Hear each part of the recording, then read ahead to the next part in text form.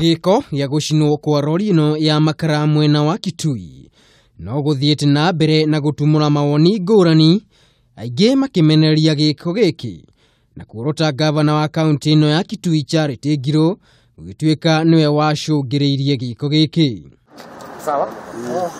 Ne giko giki gicungiriirie gikundi kia onjoria kuuma kaunti ya Nairobi mokirire Ngilu na kumenereria miario yake iria kurerikana ni augire urio kunyitikana agitwarithia biashara ya makara na muthanga moragwo. It is not right for a governor or anybody to incite another Kenyan who is doing business, because the law is very clear that any Kenyan can do business anywhere in this country.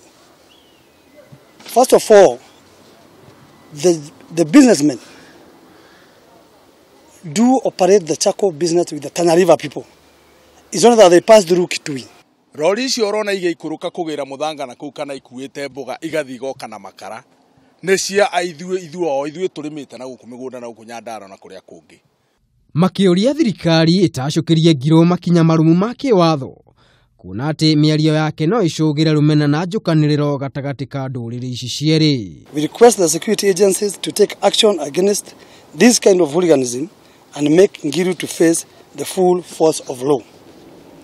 We take this opportunity to warn anybody else who would incite people against those businessmen who do inter-county business that we shall take action also.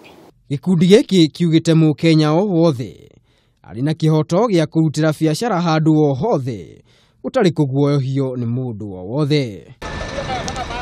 Ribotera Kameme TV ritwa riakwa ni Maina wa Mwangi.